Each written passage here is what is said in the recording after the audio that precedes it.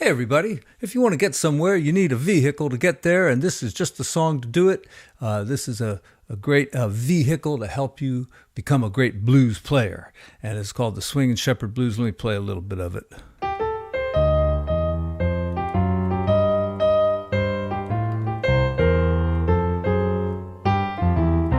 All right, there's just the end of the Swing and Shepherd Blues, written by Moe Kaufmann, a great Canadian flautist, and now we call them flutists.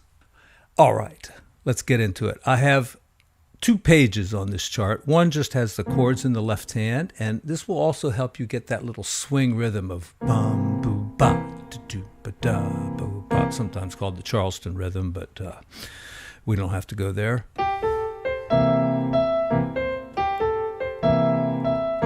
Now notice I'm putting that second chord in. 1, 2, and 3. And so it's going to be 1, 2, and 3, like that. 1, 2, and 3.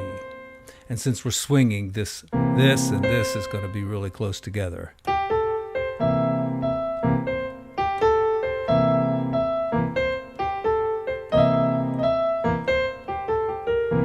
Ba-da. Okay.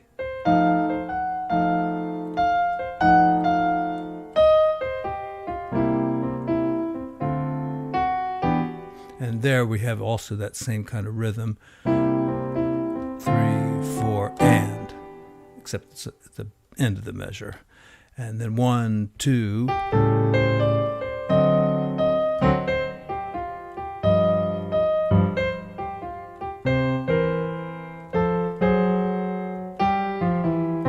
Now that's a classic turnaround of,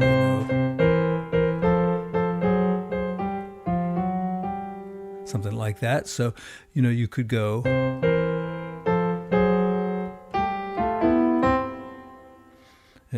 let the bass go up like that, and I think maybe going down.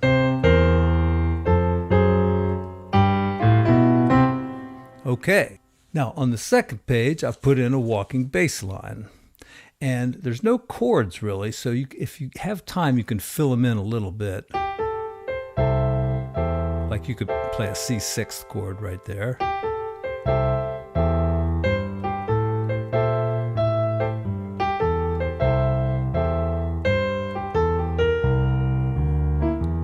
See, I put a little bit of a chord in there.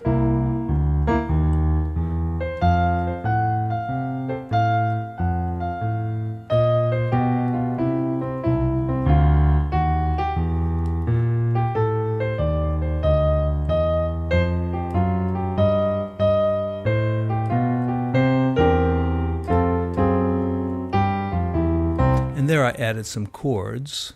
Now, there's lots of chords you could do. You got C7th here, but you could put the flat 3 in there and give it a little bite, like that.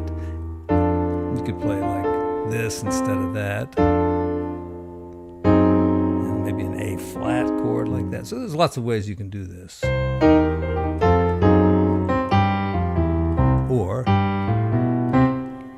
So it's an easy enough song to play, more or less as written, but Moe takes a solo on it too, and they do a little stop time, after they go.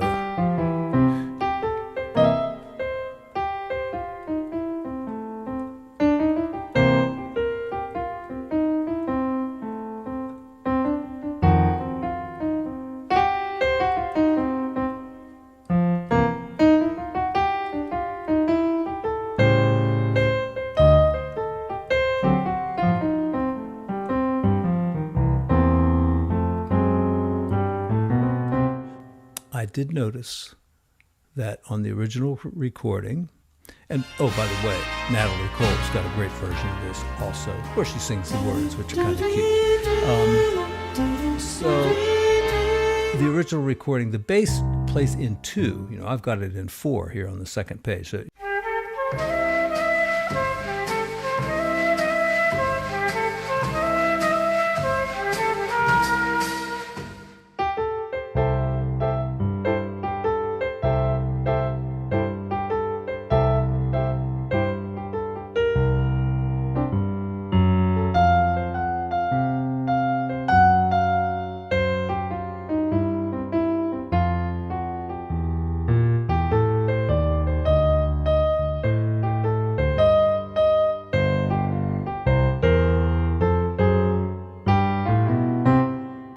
If you don't know the blues scale, there's that one, and there's this one. And really, most genuine blues players will kind of mix those two scales together, and they're probably not even thinking of scales so much as they're thinking of licks, runs, melodic ideas.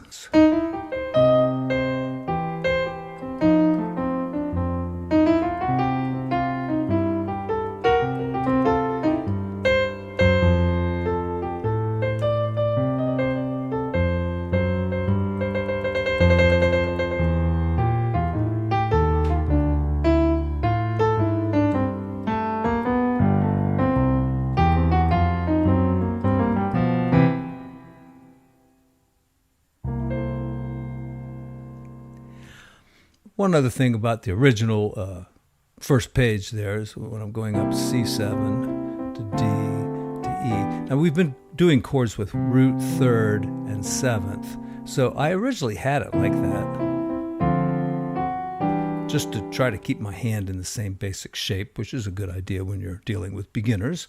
But since the E is already there in the melody and the F is already there in the melody, instead of having it in the chord as well, I put the fifth in instead.